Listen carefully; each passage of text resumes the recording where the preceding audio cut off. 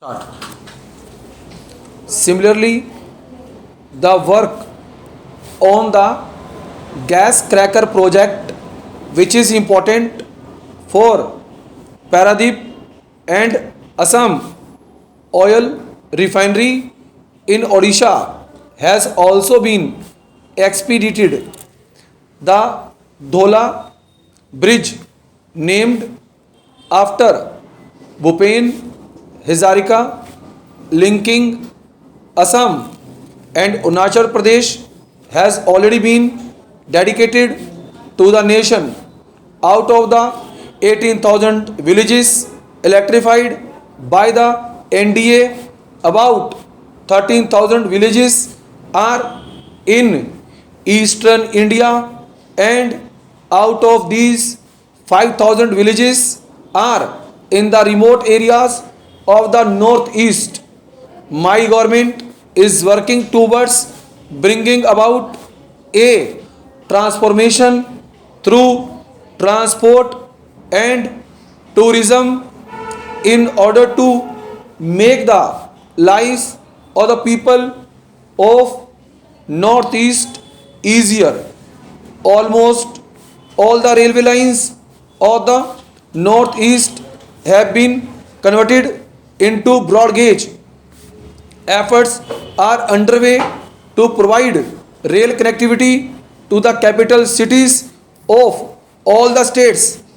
For this, the work on 15 new rail lines is under progress at a cost of approximately 2 rupees 60,000 crores. Honorable members, be it the country's fastest train, the highest bridge, the longest sea link, the longest tunnel, construction of highways at double the speed of gauge conversion and railway tracks, modern facelift of railway stations or metro projects in cities, air connectivity among small towns, or construction of a new waterway. My government is rapidly developing modern infrastructure in all these areas.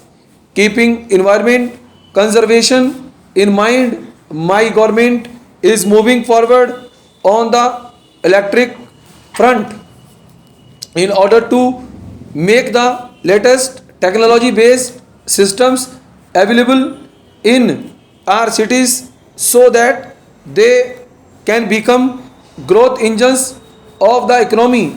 Modern facilities are being developed in 100 plus cities under the smart city mission. The nation is moving at a fast pace in the civil aviation sector also. This sector has been a double digit growth during the last 4 years. More than 12 crore and 30 lakh people traveled by airways during 2021 to 22, and this number is increasing regularly. This transformation offers a glimpse of an India on the move. Under the Udan scheme, 12 lakh seats have been made available to people at lower tariffs. This has provided the common person with an opportunity of air travel. In addition, in the last 4.5 years, government has established more than 300 new passport seva centers in the country. Mainly to 2014, there were 80 passport seva center which have now increased to more than 500.